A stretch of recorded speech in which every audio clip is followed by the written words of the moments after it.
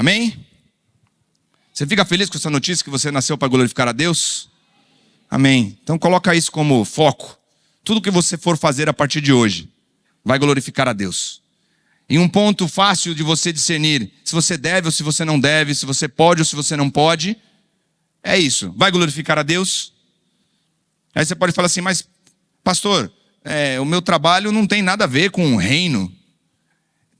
Pode ter muito mais a ver do que você imagina. Pode ter muito mais a ver do que você imagina. Porque muitas pessoas podem ser alcançadas e transformadas pela sua vida. De forma que a gente pode chamar assim de não eclesiástica.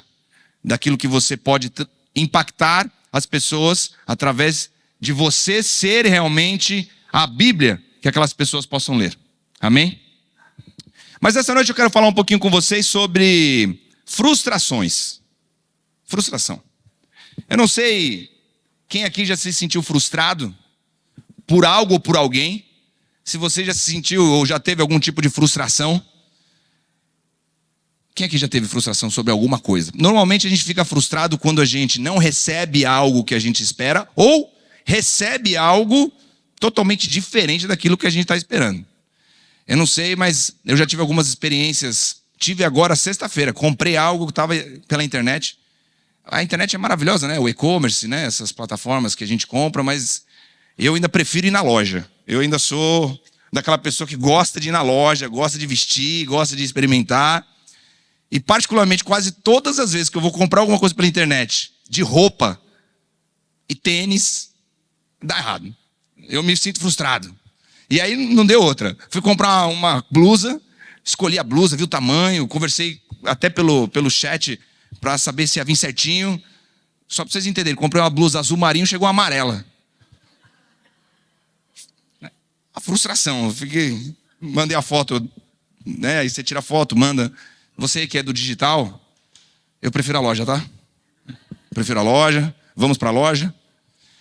Mas frustração é isso, é quando você espera receber algo e não recebe, ou então você recebe algo totalmente diferente daquilo que você está esperando. E quando eu comecei, e o Espírito Santo começou a falar comigo sobre frustração. Alguém já teve experiência como assim? Não necessariamente com roupa, mas só para eu não me sentir abandonado aqui, você já teve? Já se sentiu frustrado, né? Então, a frustração, na verdade, a gente vai ter que saber lidar com a frustração. Não adianta você não querer não ter problemas, porque o mundo jaz do maligno. Nós, como filhos de Deus, mesmo tendo e carregando o Espírito Santo dentro de nós vamos lidar com situações que são inevitáveis. Por exemplo, você compra uma blusa azul e vê uma amarela. Uai, às vezes o diabo nem teve culpa, ele nem pensou ainda em fazer isso comigo, mas o vendedor que errou. Faz parte, do dia a dia. O mundo jaz do maligno, a gente vai ter que saber e ter bom ânimo para enfrentar essa situação. O que eu quero conversar com vocês nessa noite é que, independentemente das frustrações, daquilo que você não recebeu ou acha que está demorando para receber, né? Às vezes você sabe que está para receber algo, mas ainda não recebeu e aquela frustração e aquela ansiedade começa a querer tomar conta de você. Eu quero dizer para vocês uma coisa. Deus não gera frustração em ninguém. Porque Deus, Ele não falha. Deus, Ele não se atrasa. Deus, Ele é fiel. E a promessa dEle sempre se cumpre. E uma coisa que eu descobri na minha caminhada com Deus, e eu descobri ela, não vou falar para vocês que eu descobri ela sem passar por momentos de frustrações. Não, foram passando por momentos de frustrações. A promessa de Deus, ela sempre se cumpre no momento certo. Ela se cumpre no momento certo. E quase sempre o momento certo não é o que eu achava que era o certo. O momento certo é o momento certo de Deus. Abra a Bíblia comigo em Hebreus capítulo 10, versículo 23. Hebreus capítulo 10, versículo 23.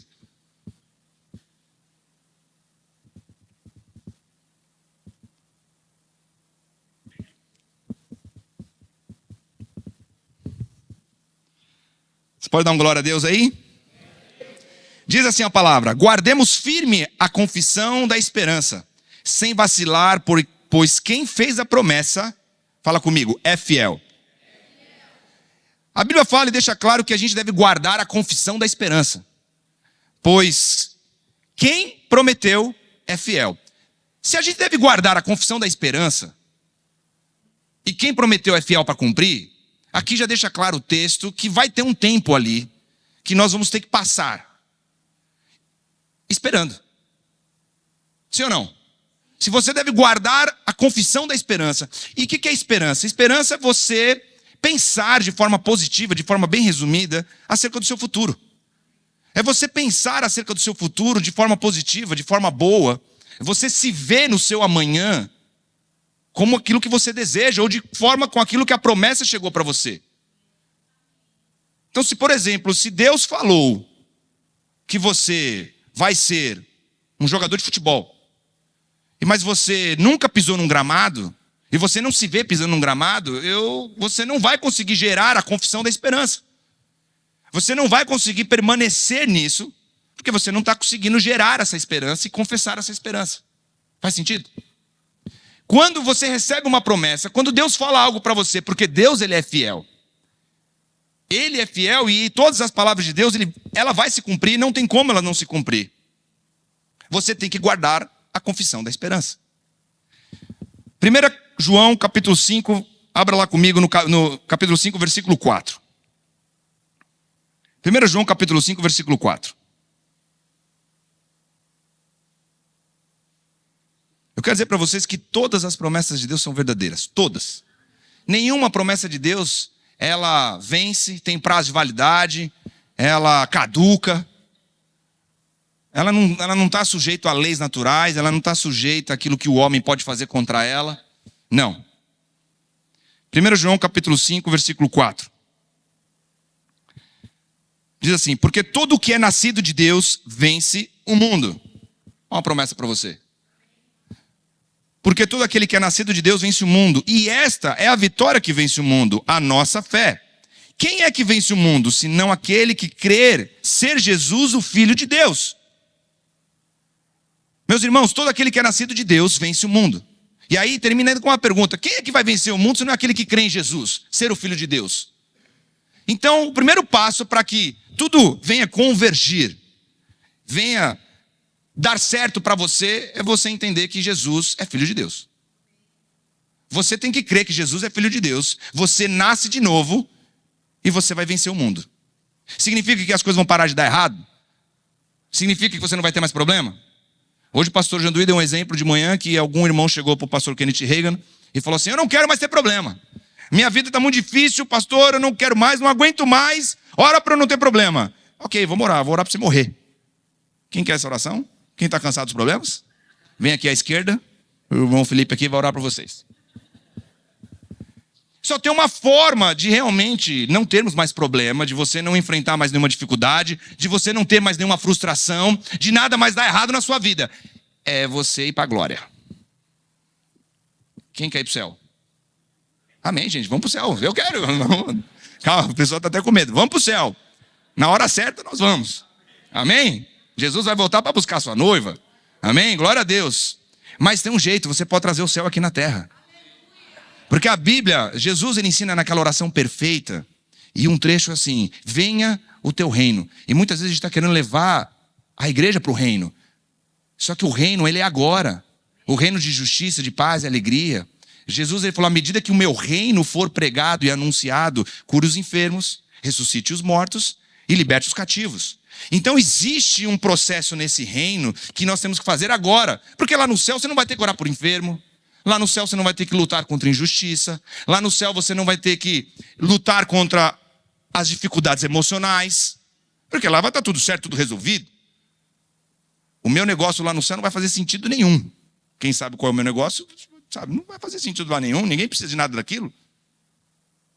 E pode ser que muitas das suas coisas também. Mas a gente tem que entender que existem processos aqui na terra que é para o reino ser implantado agora. E precisa de mim, precisa de você. Amém? Então, as promessas de Deus, elas são verdadeiras, mas elas são verdadeiras e elas vão se cumprir se você confessa a esperança, como lá em Hebreus está dizendo, sem desanimar, sem esmorecer, mas entendendo que você nasceu de novo. Quem nasceu de novo aqui, dá uma glória a Deus. Você nasceu de novo, você tem a promessa para vencer o mundo. Então, os problemas não são a causa das promessas não se cumprirem na sua vida. Primeira coisa que eu quero te falar nessa noite. Se tem coisas que não estão acontecendo na sua vida, não é por conta do diabo. Não é por conta do mundo. Se a Bíblia fala que você nasceu de novo e você tem dentro de você o poder para vencer o mundo, mais forte é quem está em você do que tem quem está no mundo. Sim? Amém? Fala, mais forte é o que está em mim do que o que está no mundo. Então, quem tem promessa de Deus aqui? Eu tenho.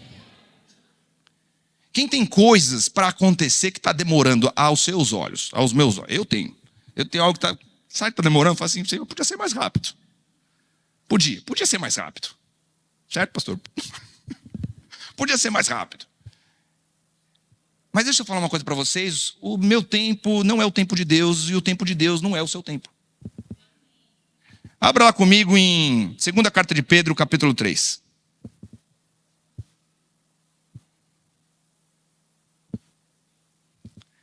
Segunda carta de Pedro, capítulo 3. Deixa aí aberto. Irmãos, nós somos o povo da fé, amém? A Bíblia fala lá em Hebreus 11, capítulo 1, aquele texto que a gente sabe muito bem. Ora, a fé ela é a certeza das coisas que se esperam. Sabe, quando a gente decide realmente entrar nessa vida com Deus, que é uma vida loucura para os homens, que ninguém vai conseguir entender e compreender se não quiser entrar nessa jornada de fé. Porque é você decidir ter a certeza de ver sem ver. É você decidir realmente viver crendo sem os seus olhos naturais verem, mas tendo a certeza que espiritualmente você está vendo. Que o mesmo Deus que ressuscita os mortos consegue, através do nome de Jesus, você chamar à existência aquilo que não existe. Sabe, irmãos? Existe um poder. A convicção dos fatos que você não vê. As promessas que Deus deu para você, que Deus já falou com você, tanto daquilo que você recebeu da boca de outros homens e mulheres de Deus, aquilo que você recebeu através da palavra, ou aquilo que você recebeu em comunhão com o Espírito Santo, aquilo que Deus já falou com você, não vai mudar. Ninguém muda isso. Ninguém atrapalha isso e ninguém tira isso. A questão é que esse tempo entre o que Deus falou e se manifestar aqui na terra acontecer, esse processo, essa jornada, essa caminhada que nos faz esperar, fazem muitos esmorecerem, fazem muito buscarem atalhos, fazem muitos buscarem outros caminhos. Se a gente pegar o exemplo de Abraão, que na época ainda era Abrão, quando ele recebeu a promessa de que ele seria pai de multidão, de que ele seria realmente um homem que através da sua plore, ele teria milhares debaixo dele. Ele tinha mais ou menos 75 anos. E a Bíblia fala que ele creu. Mas não aconteceu imediatamente. Foi o filho da promessa, Isaac, foi nascer quando ele tinha 100 anos. 25 anos se passaram. E aí você pode falar, pastor, tem coisas que eu já estou esperando há mais de 25 anos. Mas tem coisas que você está esperando há 25 minutos e você já está nervoso. Tem coisa que Deus te falou há 20 dias e você já está nervoso. Tem coisa que Deus te falou há 20 meses e você já está nervoso. Abra lá comigo, 2ª carta de Pedro, capítulo 3. Já estava aberto, no versículo 8. Diz assim a palavra: há todavia uma coisa, amados, que não deveis esquecer, que para o Senhor um dia é como 1000 anos, e 1000 anos é como um dia. Não retarda o Senhor a sua promessa. Tem outras versões que diz, não atrasa o Senhor a sua promessa, como alguns a julgam demorada. Pelo contrário, ele é longânimo para convosco, não querendo que nenhum pereça, senão que todos cheguem ao arrependimento. Vamos lá, esse texto está falando especificamente sobre a volta de Jesus. Esse texto está falando sobre a volta de Jesus e como que Deus, ele está explicando que as pessoas estão julgando que ele demora, porque ele fala, como alguns julgam que Deus demora, Deus não demora, porque um dia é como 1000 anos e 1000 anos é como um dia. Deixa eu falar uma coisa para vocês, quando Jesus ele estava para subir aos céus, quando ele estava para ser arrebatado, ascendeu aos céus, e ele falou para os seus discípulos, eu vou, mas eu vou deixar com vocês alguém que vai ser um consolador, que vai conseguir auxiliar vocês, que era o Espírito Santo. Ele falou, eu vou e volto logo. Jesus mente ou ele mentiu? Sim ou não? Não, Jesus não mente. Mas esse logo dele está demorando, sim ou não? Né? Se a conta estiver certa, pelo menos 2000 e alguma coisa aí. 2000 anos. Mas a conta é essa. Se um ano é como 1000 e 1000 é como 1. O tempo, Deus é atemporal. Ele está fora desse tempo natural que nós estamos entendendo e que a gente fica nervoso e que a gente fica ansioso. Ele não participa disso. Eu sempre falo, quando eu estou conversando com algumas pessoas, no iPad de Deus, assim, que deve ser um iPad Pro Max 2015, está tudo ao mesmo tempo, passado, presente, futuro. Ele vê tudo ao mesmo tempo, acontecendo tudo desde você sendo criado antes da fundação do mundo, o seu nascimento, o seu casamento, você tendo seus filhos, seus netos, está tudo acontecendo ali, Deus vendo tudo isso. Ele está fora do tempo. E aí cabe você realmente permanecer, confessando a esperança, estando pronto para o Kairós de Deus. O Kairós de Deus, o Kairós de Deus é a ação de Deus, no tempo de Deus exato nas nossas vidas. É a ação de Deus. Não existe o tempo de Deus, mas é a ação de Deus. É nós estarmos prontos, no centro da vontade dEle, totalmente preparados para receber aquilo que Deus tem para as nossas vidas. Só que muitas vezes a gente sai, porque ou a gente deixa de confessar essa esperança, ou a gente quer arrumar um atalho para aquilo que Deus tem para as nossas vidas. Se a gente lembrar da história de Abraão e Sara, ela tentou arrumar um atalho. Porque eu acho que ela pensou com ela assim, ela falou, peraí, Deus realmente deu a promessa de que você seria pai, mas não necessariamente que eu seria mãe. Aí Abraão deve ter falado assim, é verdade.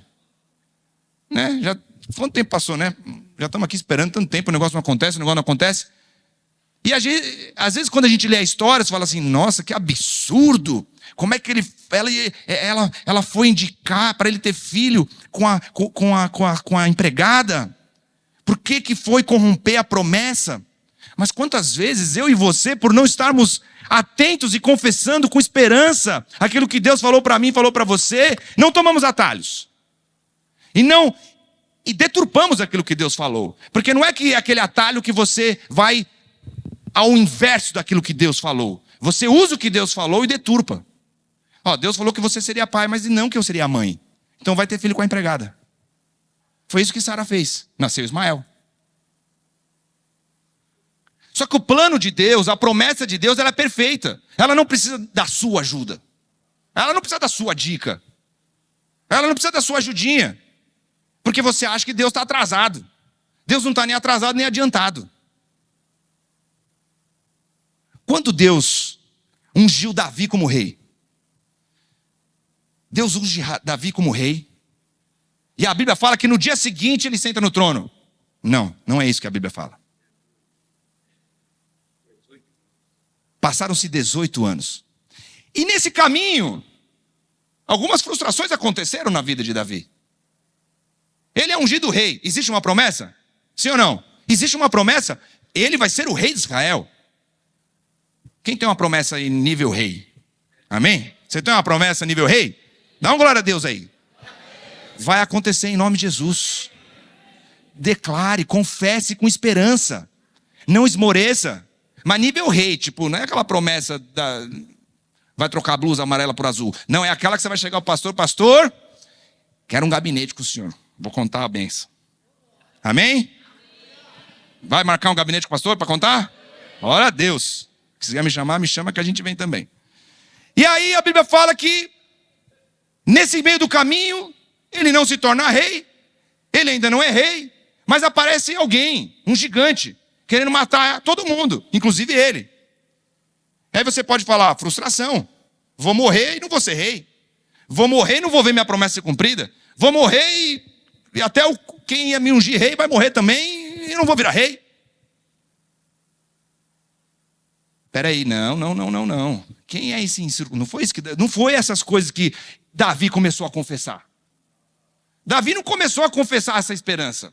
Ele falou assim, quem é esse incircunciso que está falando contra o povo de Deus? Incircunciso era quase um palavrão, irmãos. Ele falou, e quem é esse incircunciso que está falando contra o povo de Deus? Espera aí, eu vou até ele. A gente tem que entender que esse gigante, Golias, estava no caminho do processo dele para se tornar rei. Porque sem o gigante, ele não ia ficar noivo da princesa. Faz sentido? E aí, às vezes, está aparecendo um gigante para a sua vida, alguém para você derrotar e você ganhar a sua noiva, seu noivo, e você está aí dando chilique.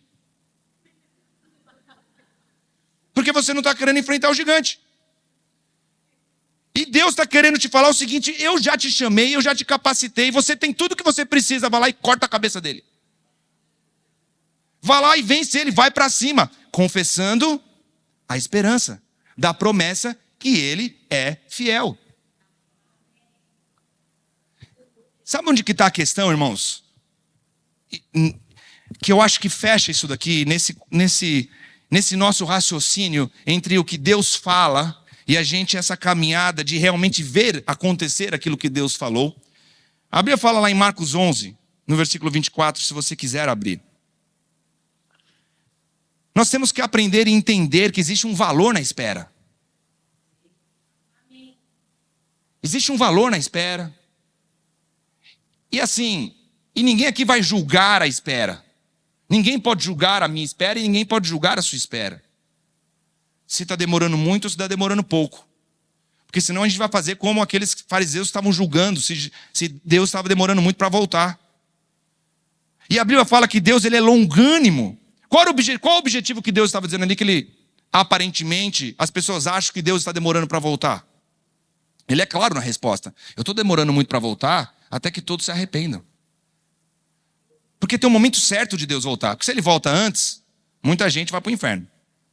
Porque ainda não se arrependeu. E se ele volta depois? Muita gente esmorece, desiste. Então tem o tempo. Tem o tempo certinho que ele vai voltar. Que é para ninguém desistir e todo mundo dá tempo de aceitar. A longanimidade, a paciência, esse amor longânimo de Deus, independentemente dos meus erros e dos seus erros, da sua infidelidade, ele é longânimo. E é por isso que muitos julgam a demora de Deus. Mas ele não está demorando, porque ele não atrasa. E aí a gente tem que entender que existe esse valor na espera. Que você tem que aprender e saber processar essa espera. Mas pastor, eu não estou conseguindo, não está dando. Mas tem ferramentas para isso. Primeiro, você é filho de Deus, você venceu o mundo. Amém. Isso tem que estar claro no seu coração e cravado. Segundo, confesse a esperança. Porque se você confessar a desesperança, aí vai ficar complicado mesmo. Se você eu não sei se você acontece isso com você também, mas quando você quer comprar um carro, você só vê esse carro na rua, sim ou não? É ou não é? Você quer comprar aí uma Tucson? Quem fala Tucson? É só ver Tucson. Então eu quero comprar um Corolla, só ver Corolla. Quero comprar, aí eu vou dificultar. Eu quero comprar um Honda roxo. Aí você sai de casa, passa um Honda roxo na sua frente. Você fala, Jesus, você só começa a ver aquilo que você está gerando esperança. O diabo é ligeiro. Satanás é complicado. Ele começa a pegar os princípios, e aí, quando você tem algo, uma promessa, você liga no jornal, aparece o inverso daquilo. Então você está esperando.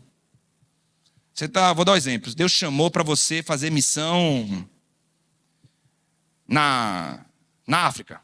E aí você liga o telejornal, é guerra na África. Aí você fala, rapaz, logo na minha vez, agora começou a guerra. Aí você muda de canal e você fala assim, fechou as fronteiras da África, ninguém mais entra na África. Meu Deus, é a promessa de Deus, mas eu fui chamado para fazer missão na África. Aí passa uma semana, o governo falou que nunca mais ninguém entra na África. Aí você fala, rapaz, como é que eu vou fazer para entrar na África? Começa a chegar notícias que vão conflitar com a sua promessa. Já percebeu? Aí você repreende, é o diabo. Eu já estou te avisando. Pode repreender. Não importa o telejornal que é. A emissora, o meio, repreende. Repreende e começa a confessar a sua esperança. Deus falou que eu vou ter uma casa própria. A taxa de juros subiu, você liga no jornal, ninguém mais vai conseguir comprar casa própria. Os bancos não vão mais emprestar dinheiro. Aí você fala, logo na minha vez. As coisas começam a querer bombardear a sua fé. Conspirar contra aquilo que Deus já te falou. Só que deixa eu te falar, Deus é fiel. E Ele não precisa de ajuda externa. Ele vai fazer. Se precisar, Ele te teletransporta para a África. Sem precisar passar por nada. Amém? Deus, Ele faz do jeito dele, não precisa de conselho, de ajuda de ninguém. A questão é a gente permanecer nesse ponto. Marcos 11, 24. Diz assim a palavra: por isso vos digo, que tudo quanto em oração perdides, crede que recebestes. Vou ler de novo. Por isso vos digo que tudo quanto em oração pedirdes, crede que recebestes. E será assim convosco. Esse também é um outro texto que a gente lê bastante e fala bastante. E é verdade. Crê e receba. Eu creio e por isso eu falei, o espírito da fé. A questão é, entre você crer e receber, pode ter um tempo. Entre Davi ser ungido rei e tomar a posse do reinado, existia um tempo. Como que eu e você estamos nesse processo? Sabe, Abraão ele não foi conhecido como o pai da fé assim que ele foi chamado. Ele não foi reconhecido como o pai da fé por ter simplesmente aceitado a chamada dele em Deus, mas sim pelos preços e sacrifícios que ele pagou durante a jornada dele com Deus. Muitas vezes, irmãos, a gente acha que é o início que vai fazer, é logo a largada inicial que vai fazer a gente ter tudo aquilo que Deus prometeu para nós, mas eu digo que não. Está muito mais vinculado a como que você vai caminhar durante essa jornada. Como que você vai se permanecer durante essa jornada. Nós achamos que quando recebemos é que nos tornamos, e não é assim. A gente se torna quando decide sacrificar em prol daquilo que nós somos chamados. O quanto que nós estamos dispostos a sacrificar aquilo que nós temos para realmente ver se concretizar tudo aquilo que nós temos de promessa nas nossas vidas. Todas as vezes que, você pode ter certeza, todas as vezes que você vê algo, externamente falando, algo muito bonito, muito grandioso, você pode ter certeza que por detrás daquilo, teve muito sacrifício, muito sangue jogado. Não importa se é algo físico, ou se é algo de conquista pessoal. Quando você vê algo, você vai ver um prédio monumental, gigante, grande, sabe? Algo que você vê, fala assim, uau. Você pode ter certeza. Muita gente trabalhou muito, suou muito, se sacrificou muito para levantar aquilo. Só que a gente se surpreende com aquilo que os nossos olhos estão vendo. Nós estamos nas épocas das Olimpíadas. Quem está acompanhando as Olimpíadas aqui, né? E é muito legal a gente ver os medalhistas pegando a sua medalha. Eu falo para vocês, eu não consigo. Eu nunca fui esportista de alto nível. Não dá para mensurar o quanto que teve de renúncia, de sacrifício, de sangue, para eles estarem onde eles estão. A gente não tem essa noção, mas quando a gente vê lá, não dá um orgulho? Porque nós somos naturalmente, nós estamos vinculados a honrar aquilo que os nossos olhos estão vendo, e não ao sacrifício que foi feito. E aí o cara que ficou em quarto, que por acaso nem subiu no pódio, a gente nem dá bola para ele. Mas ele se sacrificou, ele suou, e merece tanto quanto. É claro que é uma competição, alguém tem que ganhar, alguém tem que perder. Mas os nossos olhos só estão vendo aquilo que a alma pode honrar. E o que eu estou querendo dizer para vocês é que você não é quando você começa a sua chamada. Você realmente se torna ao ponto quando você se decide sacrificar no caminho da jornada. Quando você decide sacrificar mesmo e fala assim, eu vou sacrificar. Demorou 25 anos para Isaac nascer? Deus pediu, eu vou dar. Porque depois de você esperar 25 anos, quem aqui falou que estava esperando algo por muito tempo? Pode levantar a mão que eu não vou pedir para você dar, mas pode levantar a mão. Aí depois que você esperou os 25 anos, aí chegou. E Deus mandou você dar.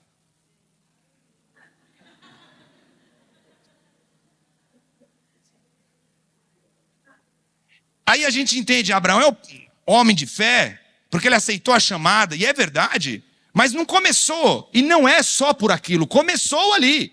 Vem que eu vou te levar para uma terra que você não sabe nem onde é. Já é difícil você sair do seu lugar e ir para um outro lugar, mesmo sabendo onde é. Imagine você ir para um lugar que você não sabe onde é. É difícil. Tem que dar o passo de fé.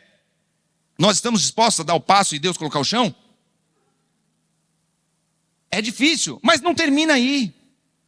E a nossa jornada? Aí chega a nossa hora, recebemos o que queremos, mas Deus pediu. Amém, Senhor? Eu não quero ser conhecido por aquilo que eu tenho, eu quero ser reconhecido por aquilo que eu faço.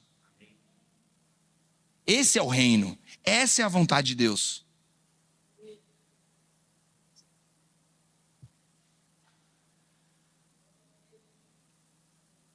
Temos que confiar nessa soberania de Deus.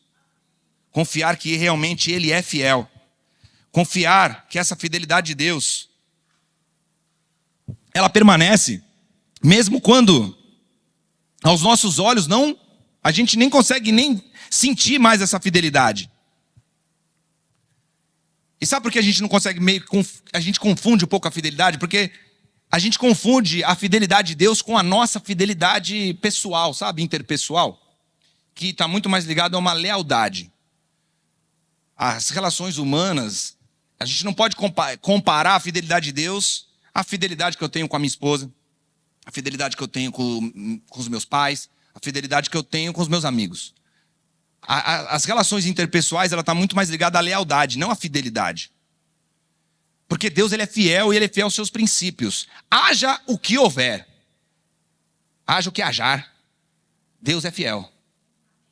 Amém? Deus, Ele é fiel.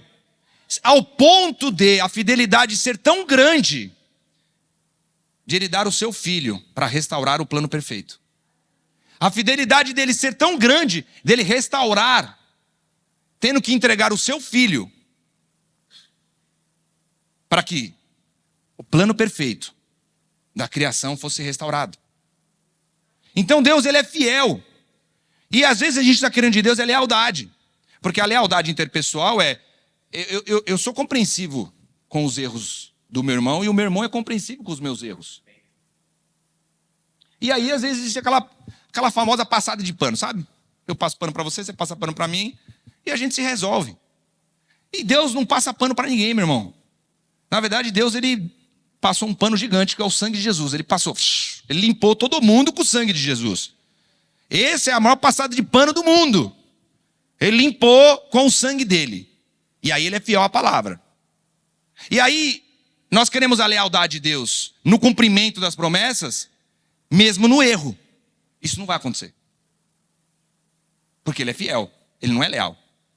Ele não é leal a você. Deixa eu contar um segredo. Deus não é leal a você. Ele é fiel. E é muito melhor ficar com a fidelidade dele. Porque a fidelidade dele nunca vai falhar. A lealdade às vezes falha. Lealdade falha. Ou seja, eu já traí alguns amigos na minha adolescência, quando eu era mais imaturo, porque nós somos leais. E na lealdade você erra, você quebra. Mas na fidelidade de Deus, não. Não existe quebra de aliança na fidelidade de Deus. Por isso que, quando a gente fala de quebra de aliança, não existe quebra de aliança com Deus. Por isso que Deus não gosta dos que retrocedem. Não faz parte do relacionamento com Deus você começar e parar, pôr a mão no arado e voltar para trás. No relacionamento com Deus não existe isso, na fidelidade de Deus. Amém? Nós temos que crer na fidelidade de Deus e decidir viver essa vida de fé. Romanos no capítulo 4, no versículo 18. Meu irmão, Deus é fiel. Amém?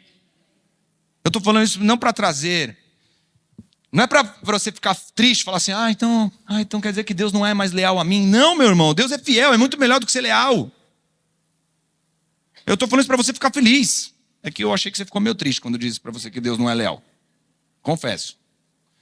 É para você ficar feliz, Deus ele é fiel.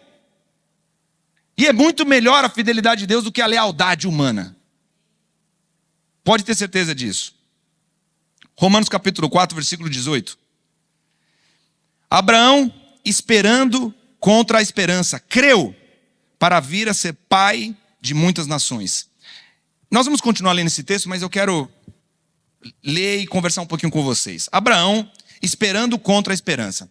Sabia que vai ter vezes que você vai ter que olhar para a esperança e você vai ter que esperar contra ela mesma? As coisas que Deus já falou para você, as coisas que Deus já te entregou como promessa, aquilo que você tem como garantia de que Deus falou, e aí você tem que entender, peraí, foi Deus que falou? Foi Deus ou foi a minha alma que falou? É Deus. Se foi Deus, você pode esperar contra a esperança, e essa esperança é aquela natural, é aquilo que naturalmente os seus olhos estão vendo e até o seu corpo está sentindo, porque aqui a Bíblia está falando da condição física de Abraão, um homem de 75 anos, um homem que quando foi receber a sua promessa tinha 100 anos, tem alguém aqui que tem 100 anos? Não.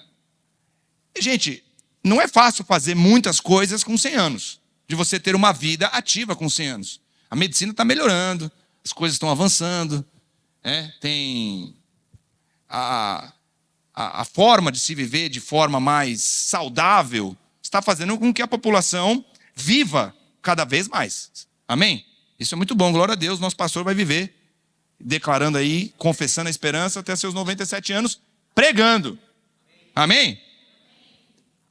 Aqui ele está dizendo de um homem com 100 anos ativo, para ter filho. Gente, namorar. Amém? Namorar com sua mulher, ter filho, e não existia remedinho não, podia ter lá algumas, sei lá, se alguém fazer um chazinho, alguma erva, alguma coisa para ajudar, para colaborar, não sei, a Bíblia não fala disso, né, mas vai saber, mas o homem estava lá, firme e forte, amém? E aí a Bíblia está falando disso, você esperar contra a sua própria condição natural, sua forma física. Muitas vezes você vai ter que se ver e falar assim, peraí, vai acontecer. Pode estar todo mundo falando que não vai, pode o noticiário, pode estar recebendo essa carta aqui. Se você recebeu uma carta, se você recebeu um e-mail, se alguém te ligou, se alguém te afrontou, você vai esperar contra essa esperança natural. E aí você vai confessar a sua esperança espiritual, que está em Cristo Jesus. Amém? É isso que a palavra está dizendo. Creu para vir a ser pai de muitas nações, segundo lhe fora dito, assim será a tua descendência, e sem enfraquecer na fé, embora levasse em conta o seu próprio corpo amortecido, sendo já de 100 anos, e a idade avançada de Sara, sua mulher. Então a gente tem que entender que os dois já estavam em idade avançada. Não duvidou, por incredulidade da promessa de Deus, mas pela fé se fortaleceu, dando glória a Deus. Como é que nós começamos essa palavra? Tudo o que você for fazer tem que ser para glorificar a Deus. Essas suas promessas, esses seus planos, estão para glorificar a Deus? Estão para glorificar a Deus? Estando plenamente convicto de que Ele era poderoso para cumprir o que prometera. Irmãos, eu declaro em nome de Jesus, Deus é poderoso para cumprir tudo aquilo que Ele te prometeu. Eu tenho certeza, eu estou convicto que Deus é poderoso para cumprir tudo aquilo que Ele me prometeu, tudo aquilo que Ele te prometeu vai acontecer. Nenhuma das promessas de Deus vai deixar de se cumprir. A palavra de Deus não volta vazia, assim como a chuva cai do céu e para lá não volta, assim é a palavra de Deus. E hoje aqui eu estou declarando a palavra de Deus, ela vai acontecer e ela vai se cumprir na sua vida. Não vai ter como não acontecer. Vai acontecer, porque você é nascido de Deus e você já venceu o mundo, e tudo é por Ele, tudo é para Ele, e tudo é dEle. Amém? A vida de fé tem que ser, mesmo quando nós não conseguimos ver os resultados. Mesmo quando naturalmente a gente não consiga ver. Mas, meus irmãos, eu quero dizer para vocês, continue crendo. Continue crendo. Vira para a pessoa que está do seu lado e fala assim, continue crendo. Continue crendo. Para encerrar, eu queria que você abrisse a sua Bíblia em Hebreus, no capítulo 10. No versículo 35. Se você puder ficar de pé, para nós lermos. Hebreus capítulo 10, versículo 35.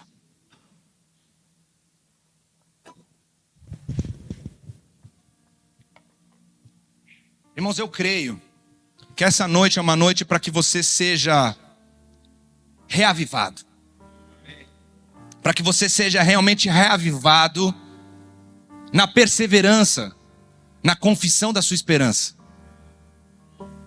Para que você seja reavivado nessa confissão da esperança, daquilo que Deus te prometeu. Não é daquilo que eu prometi naturalmente, naquilo que os governos prometeram. Ah, não, o Brasil vai melhorar. Não, a economia vai melhorar porque o governante A, o governante B. Não importa se você gosta do governante atual, se você gostava do anterior. Nossa confiança não está em homens, não está em cavalos. Ela está no Deus Todo-Poderoso. Aquele que está sentado no seu alto e sublime trono. Onde todo joelho se dobrará e toda língua confessará que Ele é o Senhor. A nossa confiança está nesse Deus. Então eu quero nessa noite que todo e qualquer nível de esmorecimento, sabe? De você falar assim, acho que a minha vez já passou, sabe? Acho que para mim já foi.